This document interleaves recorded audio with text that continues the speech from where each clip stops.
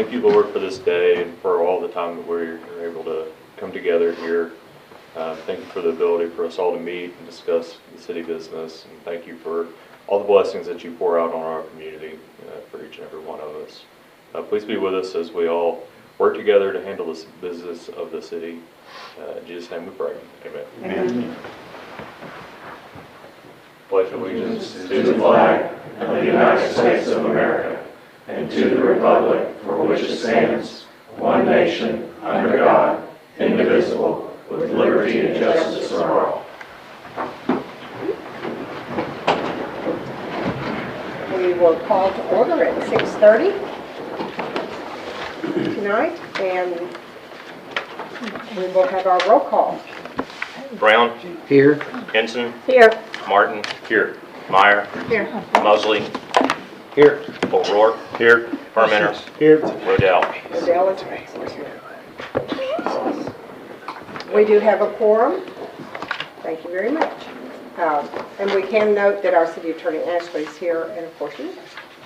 Okay. The first item on our agenda is approval of the minutes from December 19th, 2023 council meeting. They were sent to you separately under cover, and they're attached to our packet. I make a motion to approve. Second. Okay, we have a motion and second to approve. Everyone in favor, please say aye. Aye. All opposed, no. The motion has passed. Thank you. Sorry. Everybody got a good chair now? Yes, Okay, thank good. you. I mean, you've got to sit here for a while, so it's good to have a good chair. Okay. We will now have a presentation and announcements. The major piece under that is I would like to announce that the mayor every year at the beginning of the year appoints liaisons to our committees that we have for the city. This year I'm actually appointing 2 council members to serve as liaisons to the committees. You can kind of do the math. We have 4 committees, and that includes, that way all of our council members are included in part of that. So I have appointed for the Planning Commission, John Martin and Wade Permenter. For the Parks Committee, Star Henson and Rob Rodell. For Water Sewer Advisory Committee, Lisa Meyer and Jack Mosley. For the Community Engagement Committee, Jordan O'Rourke and Jason Brown. I think this talked with council members to let them know, excited about having their involvement with each of our committees. And I appreciate your willingness to attend these meetings and bring back information and to share advice. Thank you. Director's report tonight. Animal Control has a very nice presentation for us. Good evening, everyone. We'll get started here. So the last time that I came to you was the end of the 3rd quarter, and I'll be honest, our department was struggling quite a bit. Our save rate had dropped significantly, and I'm getting ready to kind of walk you through all the numbers. But since that time, we've definitely turned a corner, and things are looking up. So 2023 was really a year of challenges for us. You know, we were suffering staff shortages, which I'm happy to say we have some of those positions filled. Just waiting for the applicant to finish through the process, and hopefully everything will turn out successfully, and we'll have a new person starting very, very soon. Nationwide, we had a drop in pet adoptions. It wasn't just us, it was every shelter. It didn't matter if you were a government shelter or if you were a private shelter. You were suffering from a lack of adoptions. There was a severe reduction in partner transfers. You know, I've been talking to you about us transporting to our shelter partners out of state. Those dropped to almost 0. And so that was just kind of a fallback from the lack of pet adoptions. You know, inflation, everything costs more. Nobody knows that's not true, but it was really hurting us. Increased stress for our employees, both personally because of the increased costs and professionally. And then also we were struggling a bit with, you know, over the last year, public perception of the instability of our city government. You know, we kind of went through a roller coaster ride this last year. And so that just kind of snowballed on everyone. Wasn't just my department, but it was just, you know, a side effect of everything that was happening. So, as I mentioned, we had several vacancies. We've got one of those hopefully filled very soon. And we actually have some interviews tomorrow, so we're looking forward to filling those quickly. Transfers continue to elude us, but we're fixing to turn a corner there too. Our shelter stay rate, as I said, plummeted. Our length of stay continued to rise. I'm going to talk a little bit more about what LOS is, what we call it in the industry, why that's significant and why it's bad to have a high length of stay. Our employee morale was at an all-time low. Our department was suffering from infighting, arguments, all that stuff was happening because of a result of everything that we had been suffering for so long. So, it was a year of challenges, but it was also a year of solutions. When I came to my employees and I said, hey, we're going to start trying to find new ways to keep animals out of the shelter. Intake diversion is going to become a priority. They embraced it completely. I thought I was going to get pushback. I mean, that's kind of their job. They're dog catchers. They go out, they catch animals, they bring them to the shelter. I empowered them to make those decisions in the field. Does that animal actually need to come to the shelter? Can you leave it with a neighbor? What else can we do? So I empowered them to make those decisions on their own. We spread the microchip scanners throughout the city. Every fire station now has a microchip scanner, as well as several of our businesses, including a couple of businesses next door in Benton. So we have those microchip scanners around town, so that way, if you find an animal and it's after hours, you can get it scanned to check to see if it has a microchip, and if it does, then that individual can possibly find the owner and get it back home without it ever having to come to the shelter. So we did that. We started to see successes, especially after we started a new partnership with our best friends, Animal Society in Northwest Arkansas. And we're going to talk about that in a little bit, but it just really turned a corner for us. Everything started to look better.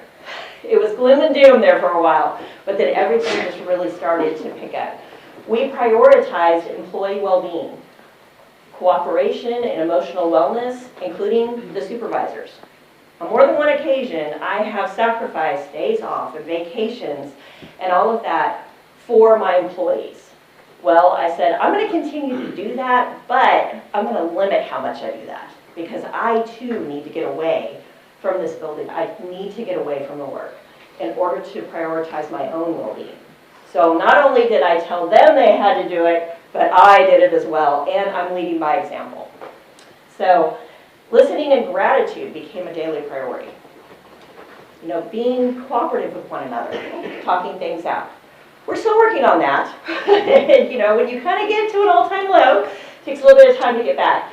But also our supervisors meet one-on-one with employees, not just once a year when we tell them, how they're doing and we talk about raises. We also meet with them about halfway between each one of their annual performance evaluations. I call it a stay interview. It's a retention interview. How are you doing? How are you working on those goals? What can I do to help you meet your goals? So that's empowering the employees to take the reins of their own career and then come to me and give them an opportunity to let's just talk one-on-one.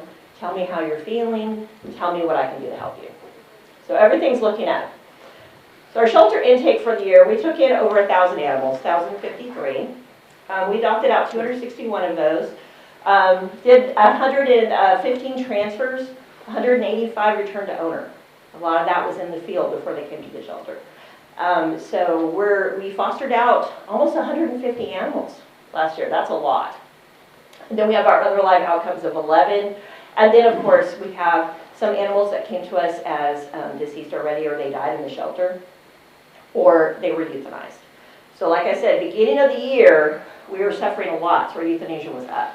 I have a feeling next year that number is going to be way down. So this is kind of our intake breakdown by quarter. As you can see, we were kind of across the board. We usually have an increase like that second and third quarter, but it kind of lingered into the fourth quarter as well, as you can see. We still get more dogs more than anything else, but yeah, it's like it just seemed like the season never stopped this year. It just kind of kept going. So that gives you an idea of what we brought in. So this is our average length of stay. And I mentioned that because length of stay is the more time those animals stay in the shelter, then the more stress there is, especially if you have a lot of animals that are staying in the shelter for a long length of time. What we see with dogs is they kind of get stir crazy. They kind of get kennel crazy. Cats do the opposite, they get depressed. Cats that were engaging at the beginning of their stay, well now if you walk into the room, they don't even look up. They pretend to be asleep. So it's kind of different depending on the species. But what we have learned now is if we can identify those breeds, species, and behavior that may have a longer length of stay, then we can meet their needs, hopefully, before they even show us they need it. So let's say, for example, I have a young, high-energy dog. I know that the length of stay off of a dog with those behaviors is going to be longer than the average dog. I can go ahead and I can meet those needs ahead of time. So try to head off that kind of kennel crazy thing that we anticipate they will do. So, but yeah, the higher length of stay, it's bad for your overall health of all the animals in the facility. So we're working to get those numbers down. The horse, by the way, the horses, those numbers are kind of weird because they were with us, and then they went to foster, and then they came back temporarily, and then they went back to foster. But now they've been adopted. An old law from the 1800s, if you find a stray horse, you have to keep them for a year before they can legally be sold.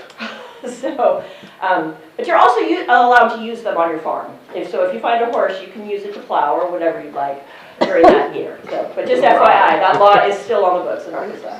So that's why we had the horses for so long. So, so again, average length of stay by outcome, what we found is for adoption, of course, at the beginning of the year, we kind of had animals lingering in the shelter.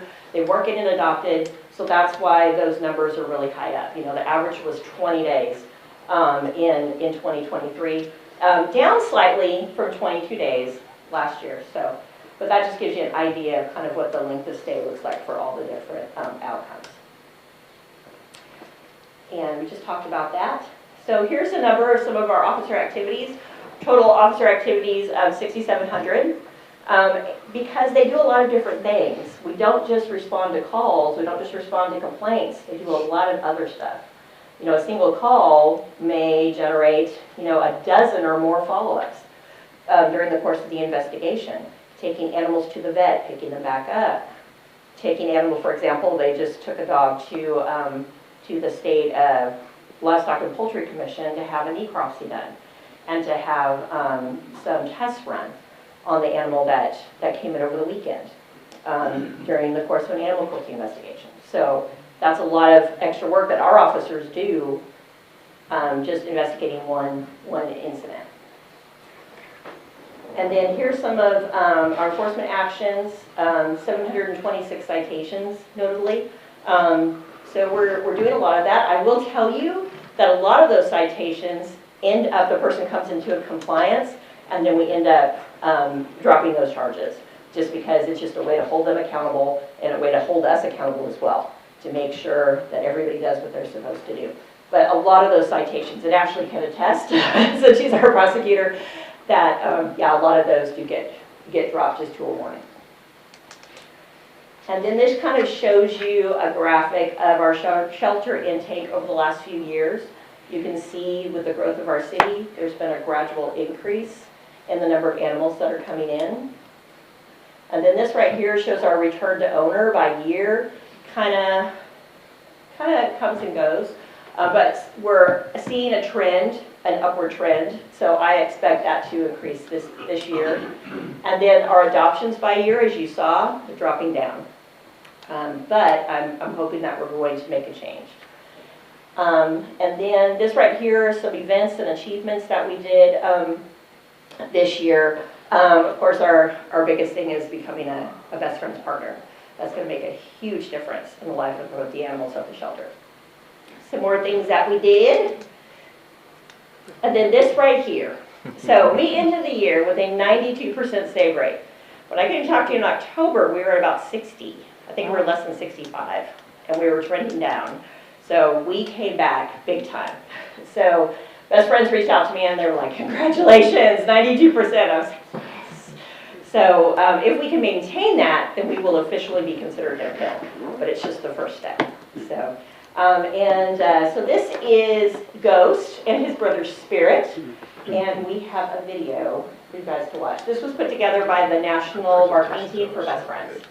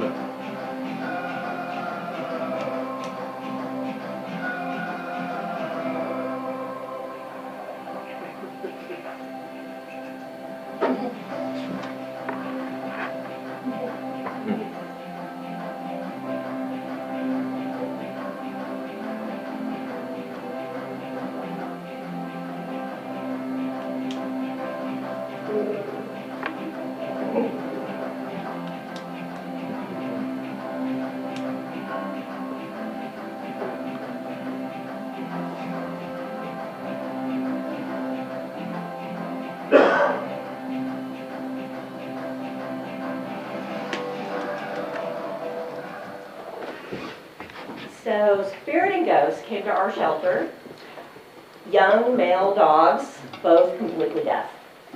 No training whatsoever.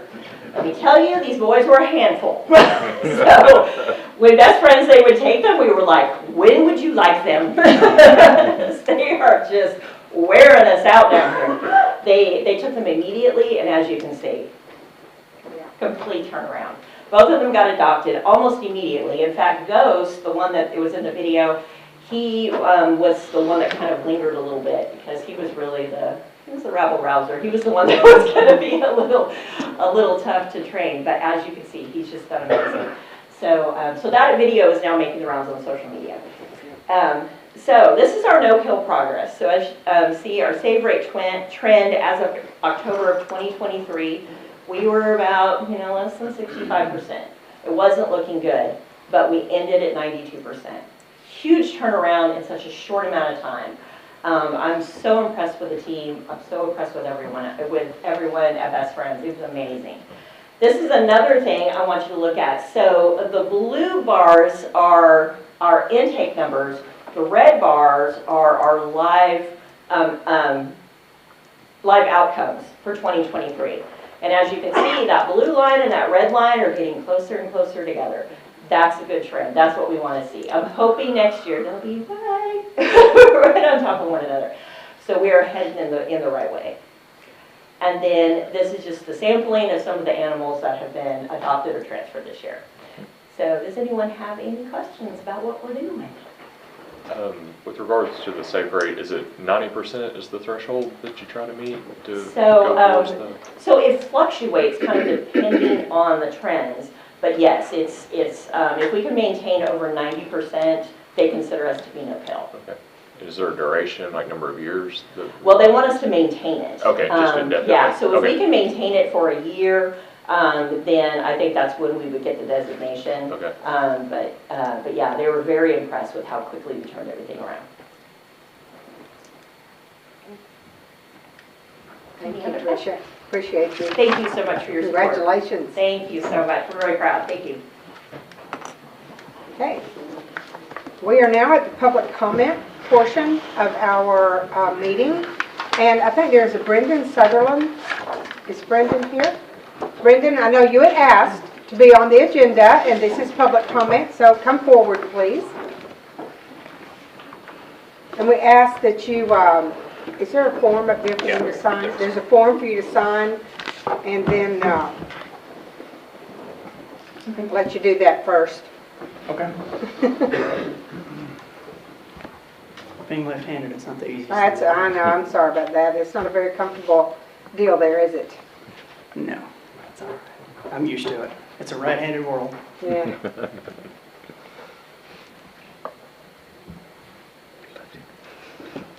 Just sign it immediately. That's it. Yeah. We'd just like to have a record of it. And then please go ahead and state your name and where you live, and you'll have 3 minutes to make a comment. All right. Well, I appreciate y'all letting me have the opportunity to speak in front of you. My name is Brendan Sutherland.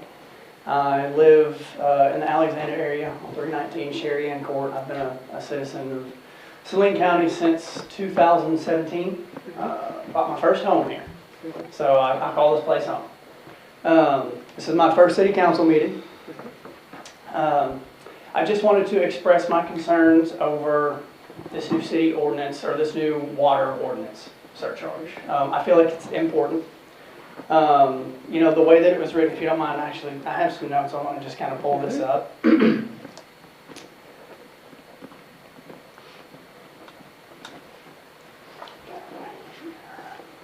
Just kind of the way that it reads. Section 1 of Ordinance 2006-02 established a debt service surcharge to be used solely for the retirement of an issue of sewer revenue bonds in the principal amount of $4.5 million. Series 1998 bonds. And whereas the Series 1998 bonds have since been paid off, and the City Council of City of Bryant, Arkansas believes it is in the city's best interest to resume collecting this fee to fund current and future bond and loan repayments relating to the water distribution center. So the reason this is a little concerning to me is I feel like that's what our tax dollars are supposed to be used for. Now, I understand as populations grow, cities grow, infrastructure need to grow and change along with that. Of course, I'm aware of that. But also tax rates increase.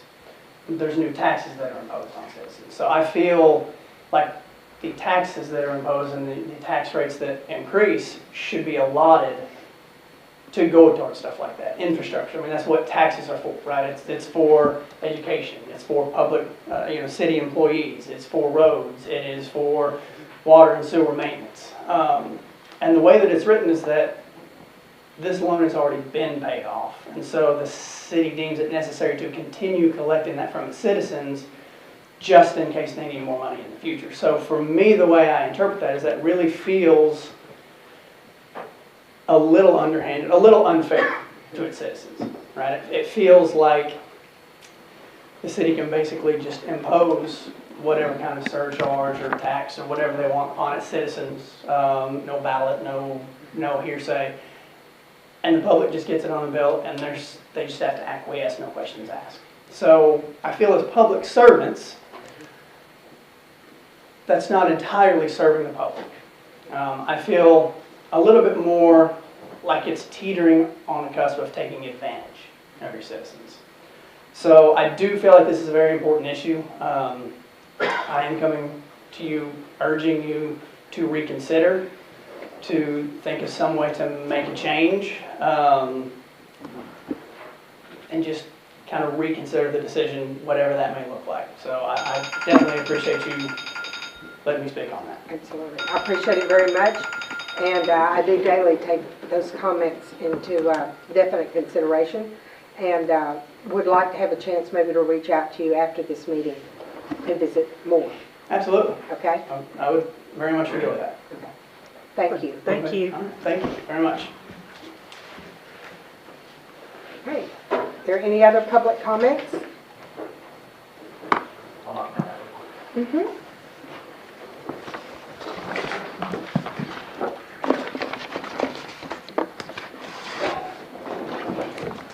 Adam Baker, live in Alexander. I came, I don't remember, it was a couple months ago about the lacrosse. And I said I'd come back and remind, we have our schedule set. What I gave to y'all is the home-only games over here at Alcoa Park. Our first the Tuesday game, the 13th preseason at a meeting, I mean, that's just us trying to do a practice game. But our official season kickoff is the 24th. I think we're playing Fayetteville, 24th, and the 25th, Louisiana's coming up. We're doing both that.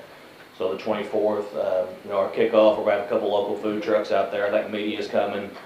We just Yesterday, St. George, Tennessee reached out to us because we have a lacrosse field, so they want to come. So they're coming in April, and we're having, I think I said last time, we're hosting, Fayetteville's coming down, Louisiana's coming up, and Bryant, we're going to host those games for them because we have the only dedicated lacrosse field in the state of Arkansas still.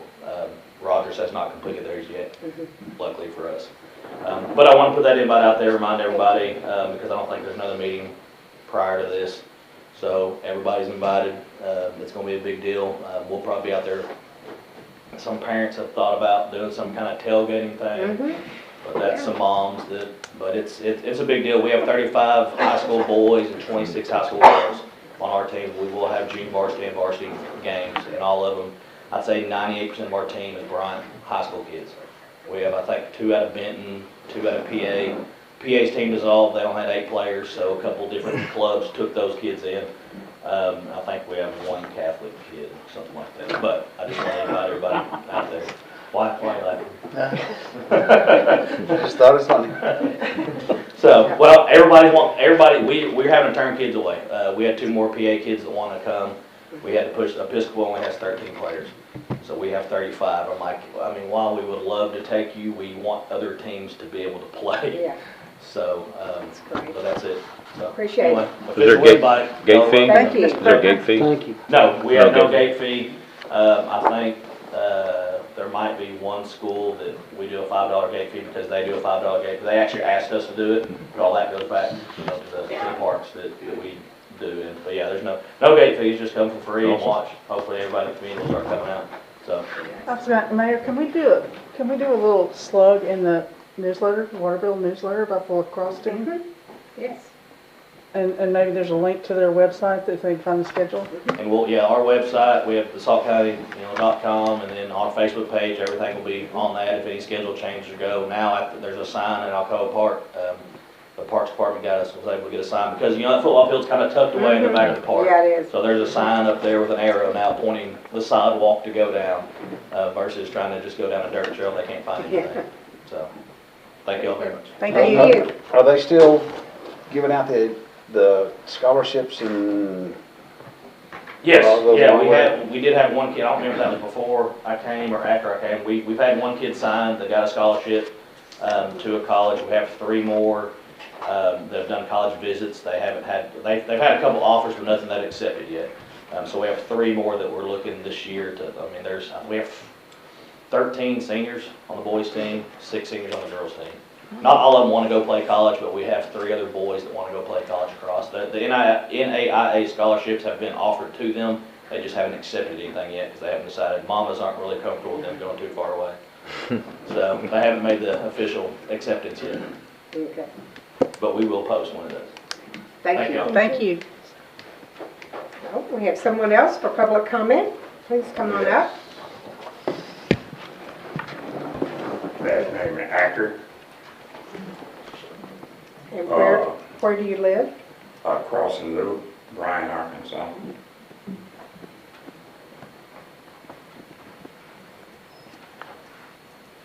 Yes, sir. I'll let her get signed in and then we'll, Okay. thank you.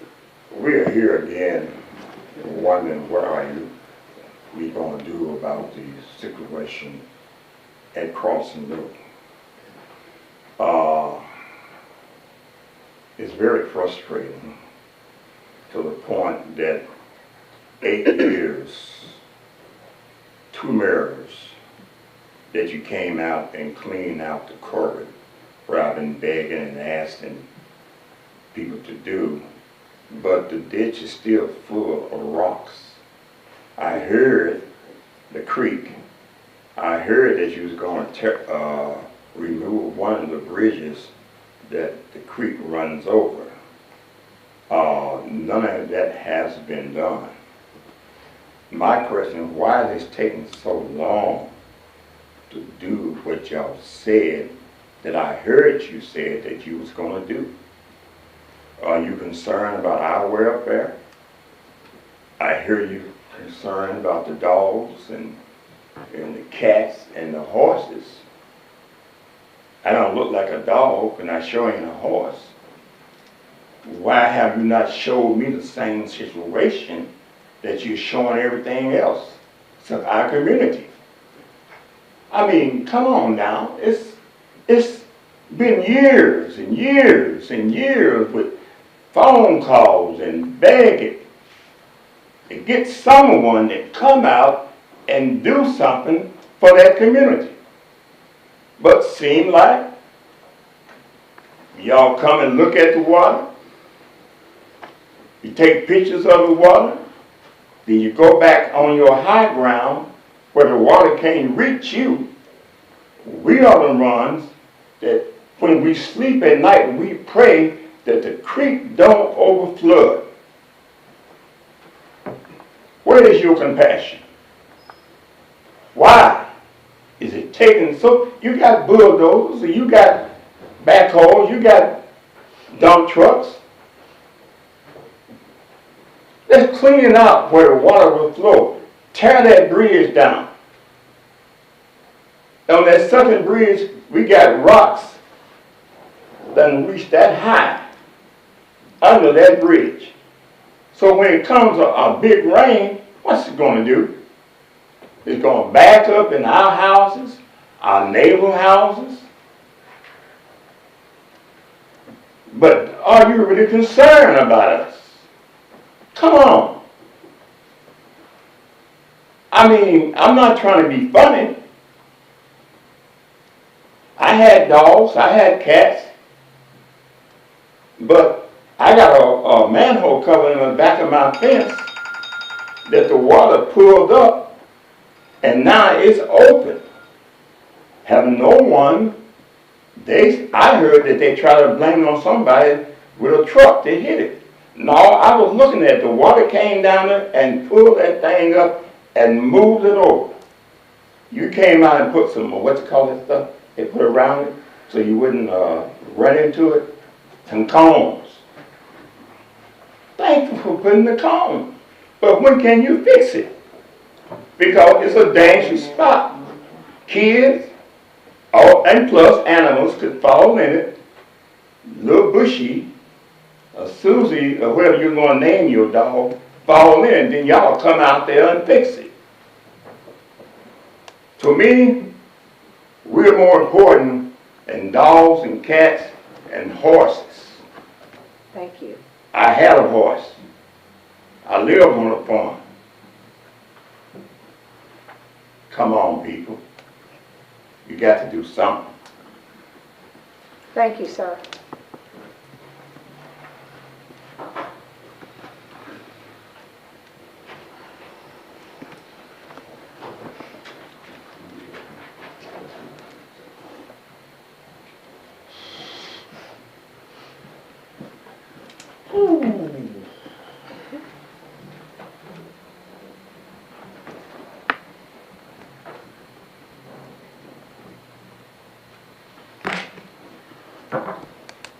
Man, how do you follow that up?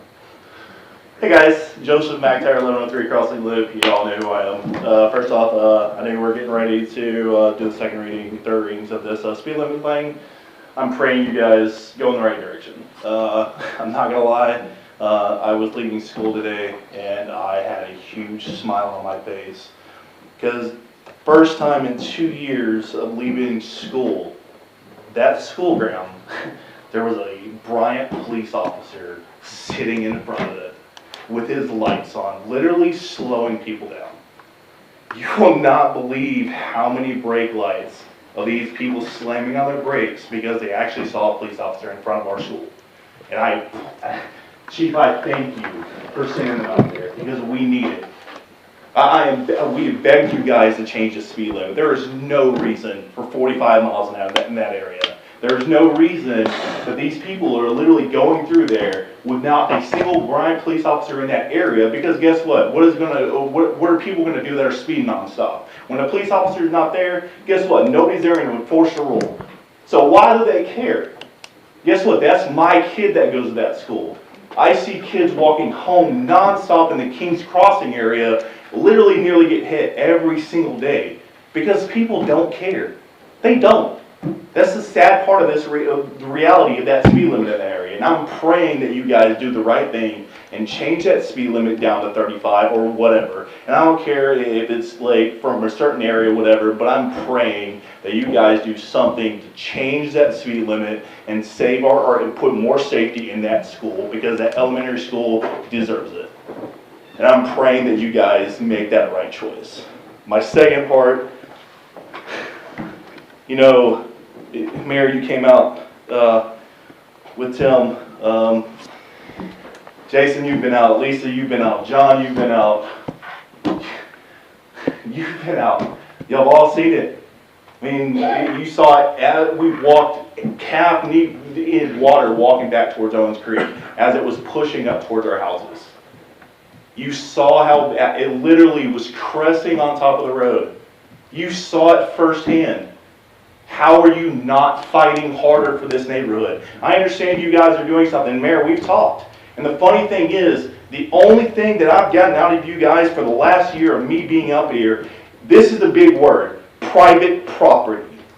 I literally asked you, what do we need to do to get around that? The thing is, the answer was, why would we do that? Not that exact answer, but it's the answer of POAs were created by a couple people when it was first established, which was stupid, and we're paying the ultimate price. Now that and this was all created way beforehand.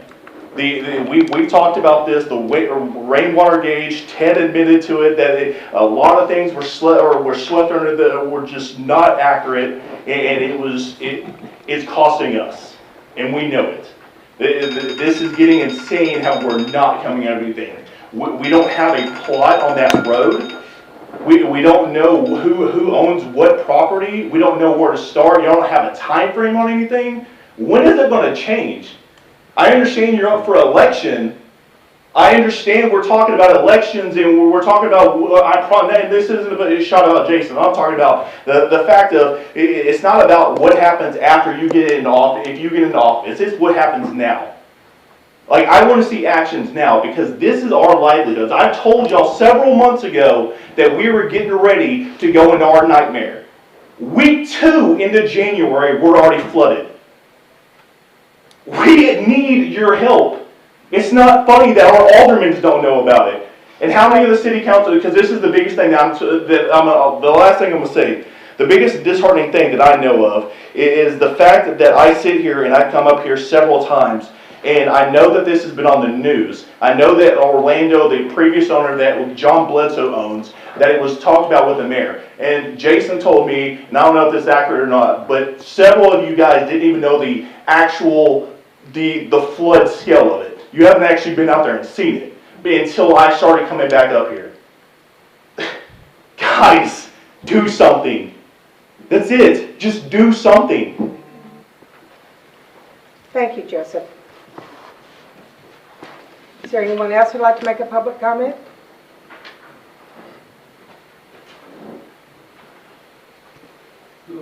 Hi. My name's Randy Bullock. I live on Hilltop Road. Yes, sir. And my concern was, I do agree that the speed limit needs to be changed, lowered down, but I think 35 miles an hour would be probably too slow. I know there's a double yellow, no passing. I think if you drop it down to 35, you're going to start seeing a lot of people passing people. I've been hit turning into my driveway already. And I think if you put it at 40, that would put people driving probably 45, maybe 50. Right now they're probably going 55 down through it, or faster. So that was just my concern, that we're dropping it too low, and we're going to have a problem with that too. I think, like on Boone Road, it's 35 miles an hour. And if you're trying to get somewhere and you get behind Grandma going 35, and I'm Grandpa, but but Grandpa drives faster than Grandma.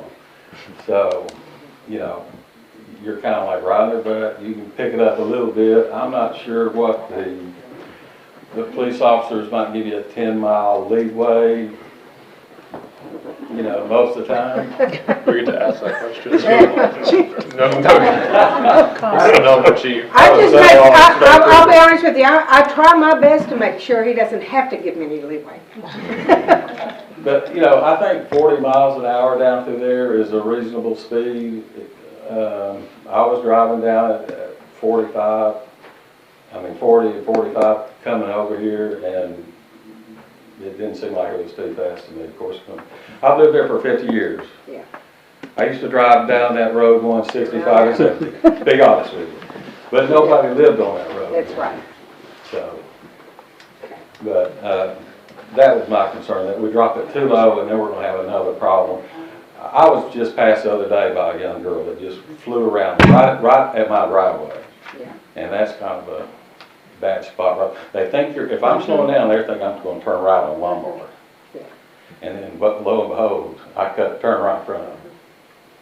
So, that was just my concern. I appreciate that. Thank you. Thank you. Anybody else have a public comment they'd like to make? If not, I appreciate everyone's attendance and I appreciate your comments. And as I've said, they're all taken to heart. Okay. Chris, free? This is the old business section. Just a update on Coral Ridge property update.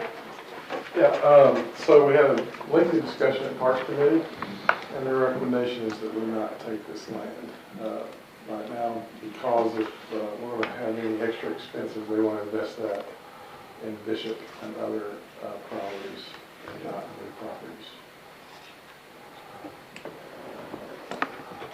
It'll look good when they mow it and take care of it. Any comments? I appreciate the Parks Committee taking it on. Thank you. Thank you very much. The next is our city attorney, Esther Clancy, for the second reading of the ordinance to reduce the speed limit on Hilltop Road. Can I make a motion to amend this ordinance to the 40 mile an hour suggested speed limit from 35 to 40? Okay, we have a motion on the floor to change this from a 35 mile hour speed limit to 40. Do I have a second for that motion to amend the ordinance? Second. We have a motion and a second to amend the ordinance for it to be 40 mile an hour speed limit. Can we have discussion? Yeah. Yes, you may. I'd be happy to. I've had several constituents reach out and almost unanimously requested it be changed from 35 to 40. Mr. Bullock, several other neighbors in the area that have reached out. I should have counted up how many. I think I've got 6-7 emails, all requesting 40 for the speed limit. Nobody's requested 35. I know that Mr. McIntyre, you mentioned 35, but I think 40 is a good number. Spring Hill is 40. That end, when you get on the Parkway, it goes to 35. So it kind of creates just a natural transition through there. Being open to discussion, but like I said, I've had several that have mentioned that number. I know Boone's 30, but most people go 35. Yeah. So I'm thinking if you're, I know it is, I drive Boone Road all the time and the signs are 30, but people go about 35. So if we make it 40, are they going to go 45? They're going to go over, aren't they, Chief? Wink, wink. I think, and I think to that point, it's 45 now, and I think Mr. Bullock's probably right. They're probably doing 50 or 55 down through there. So I think even if it's that 5 mile an hour decrease, I think that does slow people down a little bit for sure. How many of the constituents that called you had kids? Ooh. Because that would be my concern. So, let's see. One's got a high schooler. That drives. Yes, that drives. Right. Trying to think through.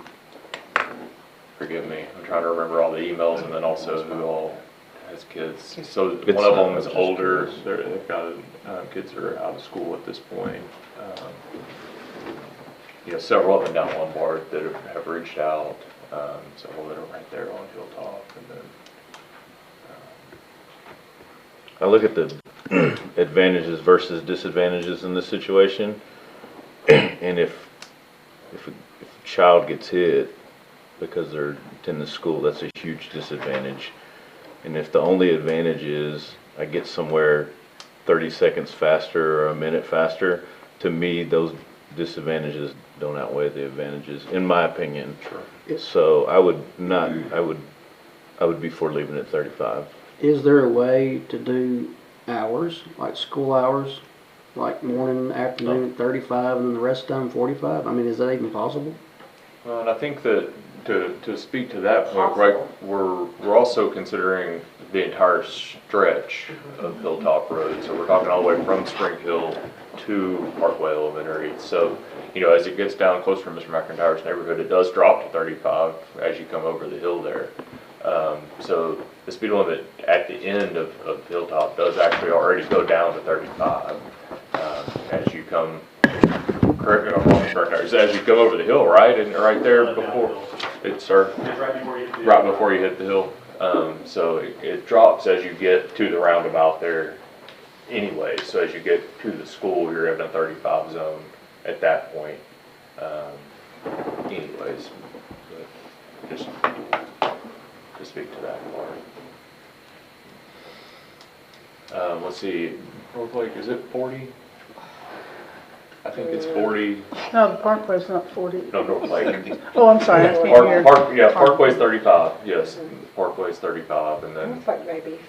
Would you say Boone is comparable to that road? Boone's in better shape than Hilltop. Boone, yeah, Boone is probably a better But shape. without a school, they have the Boys and Girls Club, Bishop Park, the And it's- apartments, there's a lot of kids. If I'm Like, that's correct, what I'm, I think it's 30, isn't it, on Boone? I've traveled enough, I know. I think so, yeah. And it's a much better road, She's not wrong You about that. and it's not great. But, I'm just speaking on behalf of my constituents. Yeah. I hear you. So, Any other discussion? Now, there's a motion on the floor to amend the ordinance from 35 mile an hour to 40 mile an hour. And will this be a roll call vote because it's to amend an ordinance? I think it'll just be a voice vote, won't it? It can just be a voice Okay. vote. I just wanted to double check Yes. before I call for it. Okay, this will be a voice vote. All in favor of the amendment, say aye. All opposed, say no. no, No. Okay. I think we will have to have a roll call vote. I apologize, I can't really tell. I agree. I tried to listen out of both ears, but, So this roll call vote would be to change it to Yes. 40? yes. that's right. The motion on the floor is to change it to 40. Meyer, no, Henson, Yes. Mosley, Yes. O'Rourke, no, Permiter, No. Martin, Yes. Brown. Yes. Okay, It's 4 yeses, 3 noes. okay. The Mayor, motion you is can passed choose to vote or not vote. it's not Well, tied, is it? it's not Yes. tied. But Rob's Rob's, a no. Rob's a no. Oh, Yeah, Robert's a Rob's no a no. vote. Oh, okay, I'm So it'll sorry. be a tie. So that makes it 4, and if I understand, I forgot that Rob was a no vote. That's my fault. And my understanding is the only way I can vote is to vote in the affirmative, that I'm not allowed to vote in the negative. Now, let me ask, his no vote, did he send that in? Well, it's just- No, He's just no, by so being he's not here. absent, it's a no vote. Yeah. I Anyone who is not present counts as a no vote. And the only way that I can, and my understanding of the law, if I'm correct, said the only vote that I can cast is an affirmative vote, Correct. and I'm not going to do that.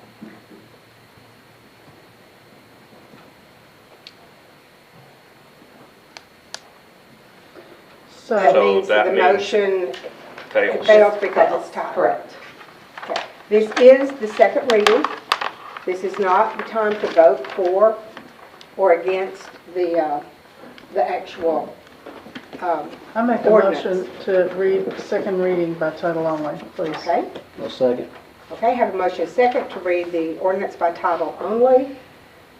All in favor say aye. Aye. All opposed, no.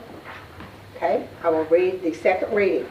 This is the ordinance. It's ordinance to reduce the speed limit on Hilltop Road in Bryant, Arkansas from its present speed limit of 45 miles per hour to a maximum of 35 miles per hour. And it involves declaring an emergency and for other purposes. That is the second reading. We'll have the third reading next month, and I will tell you, you still have the privilege of changing the ordinance next month also, okay? And I look forward to hearing from our constituents Yes. over the next 30 days. I want to hear more from our constituents, not that but I just want everyone to understand, this was not passing the ordinance, this was strictly either amending what it did. And we will read it again and vote next month unless we change it, and then I think we'll have to go back. So and right read it. now, the ordinance stands changing it from 45 to 40. This is what the speed limit. The current way it's ordinance is now, 45 to 35. It's still 35, because we No. voted down It was 30. no, it was, the amendment to. oh, it was. He did the amendment to the change motion it that I to made 40. Was voted Okay. down. Is there a misunderstanding that we need to read? No, I'm caught up Consider? now. Okay, okay. The amendment to I change, just want to the clarify. amendment to change the ordinance to 40 did not pass. That's right. So we kept it at 30. We did the second reading. Next month will be an opportunity for a third reading, which will give us more time to hear from our constituents. And then at that point in time, you still have the privilege as a council to amend this ordinance to a different speed limit as you choose. Okay? Yes, ma'am, thank you. Sorry, that's confusing. I appreciate John bringing his, I do The too. I messaging back, appreciate it too. very much. That's I just, important. yes. It's not done yet. No, it is not done yet. And that's what I want to It'll make come back clear to next month. everybody. Okay? We're going to get it next month. Water Wastewater Committee, we have some new business. Good evening. So our bylaws for Water Wastewater Committee state that we have to have a secretary, and the secretary has to be an employee of the city. So I have run it by Water Sewer Advisory and also Mayor Sanders and Amanda Rose sitting back there. She already does most of the secretary duties. I've talked to her, she's good with it. So by mayor appointment, if everybody agrees, we'd like to appoint her as the secretary for Water Sewer. Okay, this is something that you're asked to vote on. This is for Amanda Rowe to be appointed as the Public Works Administrative, she's the Public Works Administrative Assistant, and she will be the Water Sewer Advisory Committee Secretary. I'll make that motion. a second. Have a motion and a second that we approve this. All in favor say aye. Aye. All opposed, no. The ayes have it. Congratulations. Thank you. Thank you, Amanda. Amanda. Thanks, guys. Okay.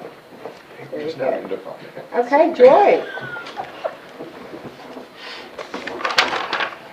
Okay, I only passed out one sheet to you guys today, and it looks like this. And I did not get a chance, I was gonna put it into each of your binders, but if you would please do that for me. This is a change to your budget book, if you guys asked for those on major capital areas. So I passed that out. My first item is my regular financial report, and attached to that is my department head report, which I don't usually put as an attachment because I like to keep making changes to it if I need it point. But I wanted to include Tim's information, his sole source letters, and all of that. So all of that got uploaded onto the agenda. You all got copies of it. And it's written at the bottom. Just for the record, I'll read in the last two. The change has been made to page 68 of your 2024 budget book binders. A John Deere compact tractor budgeted for $68,000 is being replaced instead by a Ventrac tractor with a mower and stump grinder attachment. See sole source letter attached for $65K, a budget savings of $3K. And then also a change has been made to page 68 for a 24-foot Palmer Inn dump trailer out of line 5810 for $56,800, also with a sole source letter. And that one is on my item number 10, the encumbrance list, because technically your encumbrances are budget adjustments before the year begins. Yeah. So rather than do two complete things there for just one item, I just added it to that list. So, first off, did anybody have any questions on my department head report or on the big regular December ending monthly report? I want to thank you for doing the workshop, or Agreed. whatever we call it. Thank you guys for Agreed. attending. I think that is really going to help a lot. I did hear from somebody though, they wish we'd had the attachments and stuff that we got in the meeting, so if we could try to do that. I will try, but I will say having it, sometimes it's hard In time-wise. time-wise to get all of that. But I will try, and I should have them by then, because usually if I've uploaded them, I will try very hard. So, the only big difference on this report from regular reports is just something I had hoped to be able to handle a little bit better in Tyler from Springbrook is those dates at the end of the year for your POs when you're closing things out, but it did not, it hasn't happened yet. Now, I always bring back the end of the year at least to you one more time, well, really two more times. The first time the state requires it to be brought and published in the newspaper by April 1st, so you'll get it at the March meeting, and then you'll get it again, obviously, for the audit. But, so every time I bring it to you, I'll try more and more to get that list of those issues down. But I've got them all listed here. I mean, it's just timing, but it just frustrates me, so that's the bulk of that. Everything is looking pretty good for the end of the year. I mean, as you guys know, it was a hard year and we did a lot of stuff, but, I think everything in the report is looking good. So did anybody, like I said, have any questions on it? Once again, the main thing is we're waiting on that ANRC money, but they've said maybe May now. It's my understanding, as of today, I signed the document and it said, I asked Tim and Mariah that they're saying May, June. It's in writing. Yes. So it's in the paper we've signed. Government. Oh, it's a piece of paper. Yes. All right. Yes. I like that step forward. Yes, oh, I know the paper, it's not, nothing in our end of it is incorrect, I can No, I assure can't you. imagine. It's just Okay, government. we do need to approve these, are you ready for us to approve If you them? guys don't have any questions on it, then yes, if you could Okay. vote to approve it. Okay. Make a motion to approve. Monthly financial report, we have a motion to approve the monthly financial report, do I have a second? Second. I have a second to do that. All in favor say aye. Aye. All opposed, no, that passes. Thank you. We now, do you want us to go ahead and do the resolutions, or do you want to go through the budget amendments more? Well, the number 9 is the amendments for The 2023? 2023. Yes.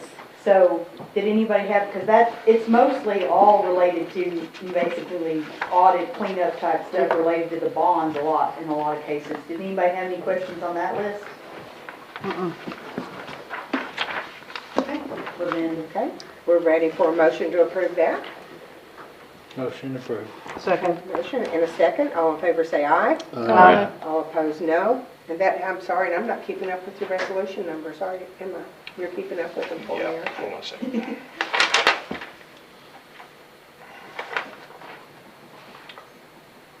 Actually, it's the first one. Yep. It's number you're 1. Correct. Number 1. That was the first resolution of 2024. How do y'all feel about that? No, it didn't. I just realized, Let's see. okay, I needed to make sure I did that. Mayor, I do ask, Mhm. per law, the first resolution of the year needs to be the council meeting dates. It just comes Okay, after on that our makes agenda. So if we perfect can make sense to that me. resolution 1 and make this resolution number 2. I will need we've got another resolution that we're set to pass. So can I have a motion that we label number 9 as resolution number 2? So moved. Second. All in favor say aye. Aye. We'll label that as number 2. I was looking through here because, can I have a motion to adjust the agenda? Sure. And Sure. ask, Go ahead. can I have a motion? Is Make that a a motion? motion Do I to have a move 12 second? to- Second. Second. Okay, we're going to amend the order of things. And Joy, we're going to let Ashley come on up. Just so, I think in Jordan's defense, our web-based system only allows us to do limited adjustments. So we're not all, That's correct. okay, go right ahead. This is for the council meetings resolution. We discussed it last year in December. I didn't hear anything regarding the changing of dates. So I just asked you to pass this. Do we have a list of dates? Either I've missed it. It was, I thought they were in that resolution. They are, it'll still be the Last Tuesday? last Tuesday of the month with the exception of November and December. Be November 19th and December 17th. Only because the last Tuesday of November fell Thanksgiving week. And then, of course, the last Tuesday of December fell Christmas week. Everything else we made sure was not during spring break or graduation or anything like that. And I can send you the exact, in other words, by January, this date, February, I That's can okay. send that to you. But it is, I the feel really worried November and December meeting are listed in the resolution Okay. as being a different date. Otherwise, they all fall on that Tuesday. We'll do May's, the last Tuesday's the day after Memorial. That's, It is, yes. And we've done that years past. If y'all want to change it, let us know now. Motion Okay. approved. Just a second. Is this going to become Be number resolution 10? Yes. Move it Yes, from yes. Item 12 to 10. 10. Yes. Okay. Starting when they finish. Huh? Then we're gonna follow them down. Okay. So we have a motion and a second to pass this resolution. All in favor say aye. Aye. Opposed say no. The ayes have it. That is passed, and that is resolution 2024-1. thank you, Mayor. Thank you. Now we will come back to Joy for number 11 now, instead of number 10, which is resolution amending the 2024 city budget. Joy? Yes, and so this one's a little bit more, there's a little bit more going on, but every year, the things that have not been completed, that are under purchase order, that roll into the next year, that's this list. So you've already approved these items, the POs are in the system, and I just roll them in the system forward.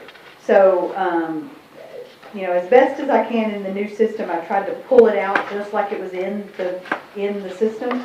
So that gives you a lot of times the name of the vendor, the PO number, a little brief description of what it's about.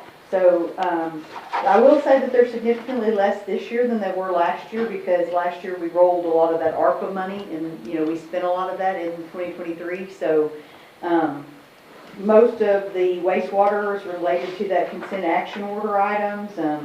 You know, we've got some pretty big stormwater ones in there. Did anybody have any questions on any of the items?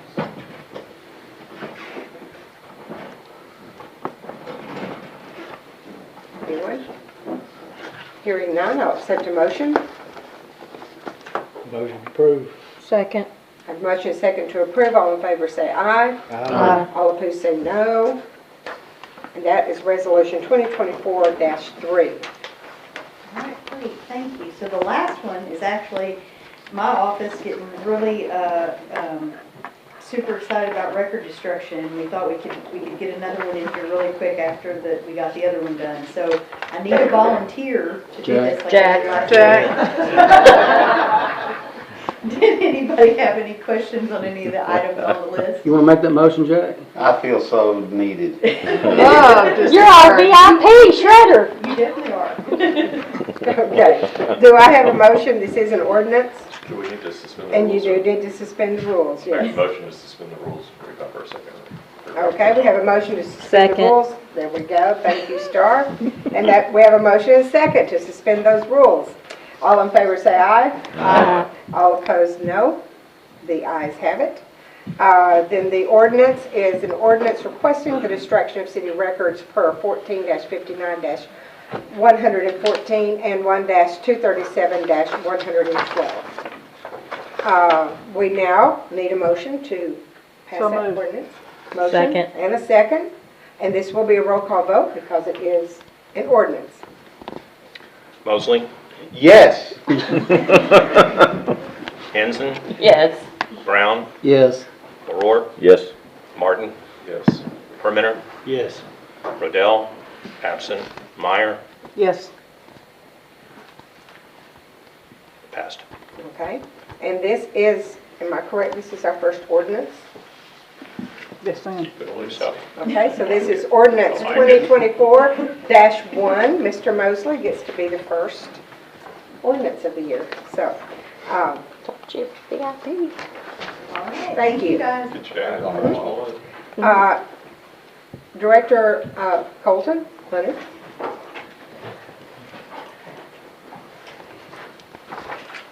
Good evening, council. Tonight, we are coming up here to ask for approval on a resolution for a TAP grant application that we are doing. I will have Rebecca, our grants coordinator, take over and let you know a little bit more about it. So this is a resolution for the Transportation Alternatives Program grant through Metro Plan. We are wanting to construct a trail that starts at Deb Woods Park to Evans Loop. It is an 80-20 grant, so we would be responsible for $80,000. How much again? 80,000. 80,000. So total, it would be a $400,000 grant. Okay. Do I have a motion to approve this? We'll have a discussion after a motion and second. Can we see the map itself? I think there's one in your packet Is there also. one in there? Yes, I'm sorry. there's one in your packet, Agenda. the next to the last page, back there, It's on the screen. and it's on the screen also. Of course, my eyes don't see that real well, so.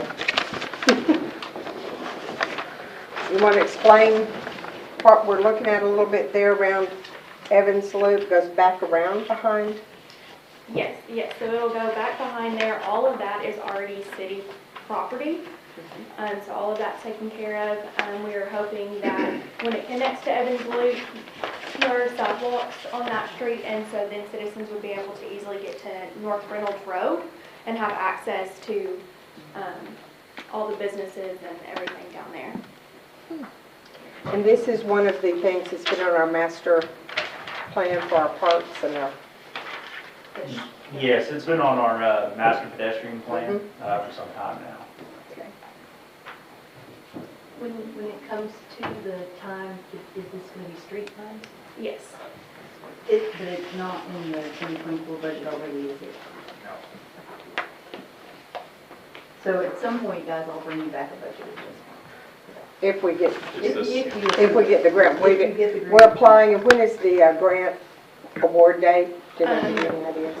To get the award. Mhm. So it's due next Friday, and then you will find out in March. This time it is very more competitive. They only have 5 that they are awarding instead of just awarding everyone.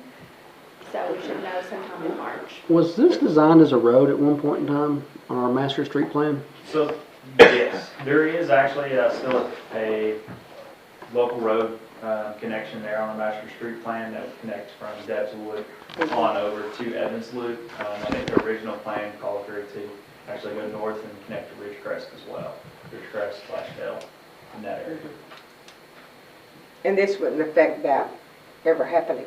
No, it still would allow for that to happen. If I remember correctly, this will be built onto one side of the right-of-way that we have through there. Most of that is quite a bit of land that the city already has, but for those few strips of land that we have closer to Evans Loop there'll be enough right-of-way width to allow for the road as well. And this is the approval to apply for the grant, not necessarily Yes. the project. And the reason why we have to approve it is because it is a match, so that you're not surprised down the road that, oh, we apply for something and you have to match it. Next, I will pick on Tim. Yes, ma'am. You're aware this is part of your streets budget, Yes, if it occurs, and you've worked with them. Okay. And like I said, city owns that piece of property, and then the stuff there to, I guess it'd be the, what is that, west side? Those are sewer easements also where there's another constructed track. Kind of looks like it runs through the middle of some of it. No, that line on there is not gonna be real exact. It'll be close, but it's not gonna be like an exact line. And it won't interfere with the road if we ever erected there, correct? That's correct. Yeah, it would be constructed kind of one side of the other. It won't be square in the middle of that, those. Tim's saying, If we had to put a road there, that's in floodplain, and we need to construct another bridge, so it'd be, I knew there was a Mhm. creek right there. Yeah. it'd be great. What's the length of it? Half Half a mile. How much of that land do we own? All of it, where I the mean, is it an Trail. acre, 2 acres, half an acre? Half a mile, I don't know. 14 for the main parcel, looks like. Looks like 1.7 for the Debswood Park area. And 1.3 is that? I don't know if we own the 1.34 or not. But we do own, we have that little strip of right of way going north around the Okay. storage facility there. And then going south.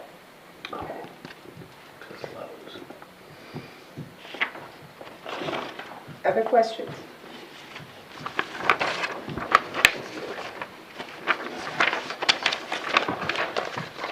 Okay, hearing no other questions, I will accept a motion. So moved. Have a motion, do I have a second? Second. Okay, have a motion and a second to adopt this resolution that will allow them to apply for this grant, recognizing it as a matching grant. All in favor say aye. Aye. All opposed say no. The ayes have it. It Thank wasn't you. matching, it's 80/20, right? Mhm. Yes. Okay. Yes. It's not 50/50. They'll give us 80, Right. we'll bring up 20. Correct. Thank Good job. you. Thank you, guys. Chris Tree, Director Tree. Oh, I'm sorry. That'd be cool. I like. Oh, great. Maybe it's 04. Okay, it's 04. Resolution 04 that we just passed. So we've got a new Parks Committee member we'd like to appoint, and then reappoint the rest of our members. Ashley O'Rourke has a conflict this year. When we started doing the second Tuesdays of the month, Threw her out. threw her out of the rotation. We did meet on Mondays, and then we changed that last year, so. Okay. The first item that's on your agenda is the appointment of Drew Martin to the Parks Committee. I think I shared his resume with y'all in a previous email so that you would be able to get to know him. Do I have a motion to approve this appointment? So moved. So Second. moved. And a second. All in favor say aye. Aye. Okay, thank you very much. You've approved that. Now it's the reappointment of Parks Committee members. Been looking at the bylaws and things and the way and the order of business, so we're supposed to be doing this. And you can see there it's listed which ward they're from and the year that they will be appointed until, based on this vote. So do I have a motion to approve these? I make that motion. Okay, I have a motion and a second. All in favor say aye. Aye. All opposed, no. The ayes have it. Thank Who was you. the second? Wait. Okay, we're working down our list now. Tim, Public Works? Make a motion to add it to the agenda. No, we don't have to make a motion to add it. It's already on the agenda. Okay. What we are adding is the actual verbiage of the ordinance. Oh, And okay. talked with Ashley about it. She said that that was fine, since it actually was listed on your agenda. Okay. And you had the red line, the highlighted pieces given to you. Okay. So, okay, thank you for asking. Appreciate it. This is Darren Robertson. He's a certified floodplain manager for the city. If you haven't seen him or have seen him around, that's what he does. And then he has brought some recommendations to the floodplain ordinance. It's been through staff review, DRC, and planning commission prior to being here. And I'm gonna look at those sentences. Good evening. Hi. Good evening. Thank y'all for sticking around this long. You have, in front of you, you have the 2024 2020-4, floodplain ordinance. And if you, on page 14 is where one of them starts. So there's two changes that I recommend that you make to this ordinance. The first one is in the freeboard. And for those of you who may not know what freeboard is, on the floodplain map, there are levels on there, elevation levels where the water gets to, the height of it. We also require a certain level for them to build to above that level, and the difference between the two is called freeboard. So if you got, the water gets up to 360, and we have them build to 362 right now. It reads 2 foot or more in a floodplain. I'm recommending, due to the fact that a lot of streams around here tend to overperform, that we change all those 2 feet or more to 3 feet or more. That will help tremendously. There's been a few instances where I've asked for the or more part of it, and as long as they met the 2 foot, then I had no recourse, the way this reads. So I need that 3 foot, and I'm asking for that. There's several different places through here in the different risk zone categories where it actually reads 2 feet or more. Change that to 3, that's what I'm asking for. The other thing I want to change is in the floodway. And those of you that may not know floodplain, floodway, floodplain is where the water can go. Floodway is where the water will go.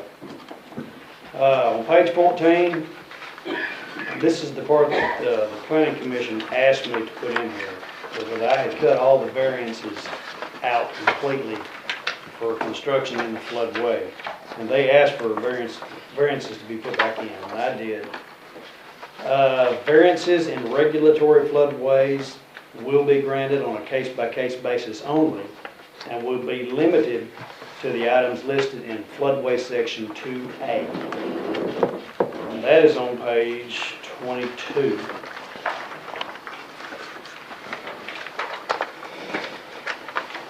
And I don't know what version you have. The changes that I'm making, are they over to the side? Yes. Okay. Under floodways, high-risk areas of streams, channels, and adjacent floodplain. Developments in regulatory floodways are prohibited, and then I cut everything out except for the following. City park developments, parking lots not requiring retaining walls, bridge construction, roads or driveway construction, and all of those must be no-rise certified. In other words, they have to be engineered the way they're built, not to cause a rise in the floodplain. And then the next one that I made, no type of building, home, manufactured or otherwise, may be placed in a regulatory floodway regardless of elevation, anchoring methods, or no-rise certification. What I'm wanting to do, as of right now, in the ordinance as it stands, there are some, to make it real easy, there's a couple of fiery hoops that people can jump through that were put in place by FEMA. We took them from FEMA and put them in the ordinance. And if they meet those criteria, those fiery hoops more or less, then they're able to build in the floodway. Now, whenever that takes place, someone submits an application to do that. All the study for it, because it has to be no-rise certified also. All the criteria that they have to meet is given to us by FEMA. When they do the study, they submit the study to FEMA and they put their blessing on it. And then they give it back to us. Okay, that is taking place with one particular project in the city that I came into afterwards, and I'm fighting with FEMA on it as we speak, and have been for quite a while. And as I've told people before, if you've never fought with FEMA before, it is a life-changing experience. But we're making progress, and I think we're gonna get it. But I don't want this problem anymore. I don't want to deal with FEMA no more, that's for sure. But there is no need, no reason to build in the floodway. Now, I didn't say floodplain, I said floodway. That's my recommendation for this. And these are, because they asked for, the planning commission only asked for a couple variances, those are the ones you addressed, correct? Yes. Yes, sir. And I do want those who may not be aware, this has gone through the planning commission. It's gone through DRC and the planning commission. They did make those recommendations, and he added those variances and the modifications that you see there. So, I think it's time for some stronger. I agree with well, Wade. this is a good. Okay. One question I did have, when you start making adjustments to these types of things, obviously people that live close to floodplains, floodways, their insurances are affected by this. True. Are any of these changes, would they have any kind of impact on anyone's existing residents and their insurance rates? They will, naturally, individually, will have an effect on people that are 3 foot above. But if we blanket that, put it in the ordinance, then it lowers overall everybody's insurance premium. Now, how much each individual one, I don't know. I don't know how that percentage works out. But the way FEMA and the flood insurance rate folks explain it, as of right now, it's supposed to lower everybody's flood insurance a bit overall. How will this affect someone, let's say they buy a 3-acre lot, and the floodplain is on the back corner of their lot, but they're building the property, their house on the front? How will this affect, will they have to build up 3 foot, even though the floodplain is in the back corner of their property? How will that work? That's tricky, and I don't like the way this works, but this is how it works. What he's getting at, if you own this parcel of ground right here, let's say it's an acre, or you said 3 acres. Well, yeah, whatever size property. Okay. I'm simple-minded, let's go with 1. Sounds good to me. Okay. If you own this acre right here, and this corner right here falls in the floodplain, the whole parcel is considered to be in the floodplain. And yes, at that point right there, your house pad, if you were to build on the front end of it, which is well above the floodplain, would still be required to be 3 foot above that level right there, if you pass this. Now, you have ways of applying to FEMA for what they call LOMers, things of this nature, that you can more or less prove that your property is not in that floodplain, and you can be removed off the floodplain map. That can be done. And it's not too awful hard, just a little bit of blood, that's it. So, does that answer your question? Yes, sir, thank you. Okay. Good questions. Anybody else? I mean, just for discussion's sake, I mean, I guess my concern would be, kind of going back to that same point, I'm concerned that if we adopt this tonight, that somebody's insurance potentially could increase based off of this new ordinance. Is that what I'm understanding, or am I misunderstanding? I just want to make sure. So let's say that somebody's house right now is on the edge of a floodplain, or isn't within the floodplain, and then we adopt this ordinance to modify what we deem as within the floodplain. Would someone's insurance potentially look at that and say, now your house is within a floodplain and now you're required to have flood insurance? You're not going to be changing the floodplain. Okay. Yeah. So these would already, anybody that currently has, based off of this already being in place, anybody that would potentially have flood insurance or need flood insurance would already have it. True. Okay, that was kind of the gist of my question. I just wanted to make sure that any of these changes that we're making wouldn't throw somebody into a different category when it comes to their homeowner's insurance. I understand your question. It wouldn't work like that. Okay. And so what you're saying is you can't build a building in a floodway? Correct. I don't want anything built in the floodway, other than a road or what I put here, road driveway or a park or a parking lot that the water can flow freely over, no retaining walls. So let's change the scenario up. The creek's in the front of your house, but you're building a house back on the back hill. This would allow for a variance to be able to build a driveway, road, whatever, Yes. through that creek and go up to your house in the back. Yes. Yes. And that was the very discussion in the planning Right. commission. Right. And I thought that was, I didn't think that I really needed to put that in there, but I did. Somebody builds a house, they gotta be able to get to it. So, that's the law. Other questions, discussion? This is good interaction, I appreciate it. Okay, this is an ordinance, so we will need someone to move to suspend the rules. Make a motion to suspend the rules for second or reading. Okay? Second. Okay, we have either Councilman Henson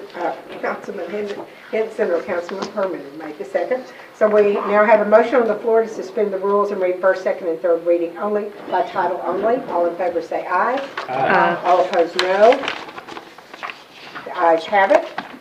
I will read the ordinance. An ordinance to amend Section 6 of Ordinance Number 2020-04 and adopting flood damage prevention code dated February 1st, 2024 for the city of Bryant, Arkansas, and prescribing other matters relating thereto. Okay, this will be a roll call vote. Do I have a motion to pass this ordinance? Motion to approve. Second. We've got a motion and a second to pass this ordinance, and we will call the roll. Martin, Yes. Henson, Yes. Mosley, Yes. O'Rourke, Yes. Herminer, Yes. Brown, Yes. Meyer. Yes. Okay, Passed. the ayes have it. We will now need to have a motion to approve the emergency clause. And this will also be a roll call vote. Motion to approve emergency clause. Second. Got a motion and a second to approve the emergency clause. Roll call vote.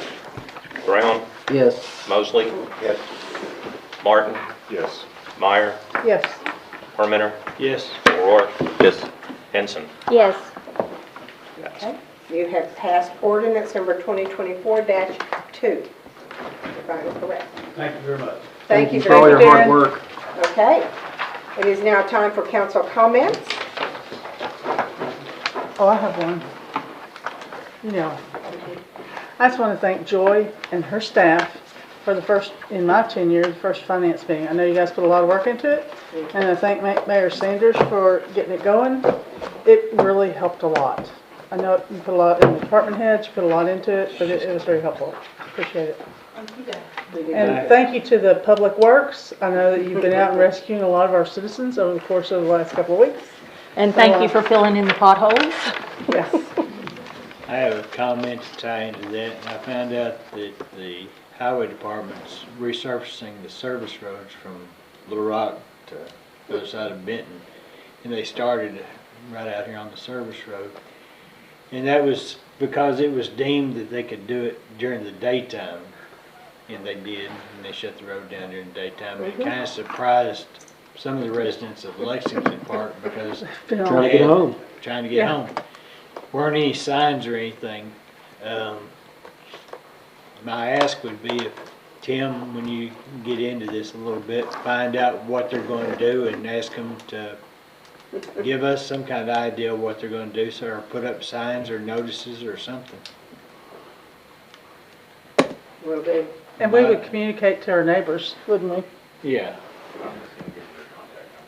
Okay.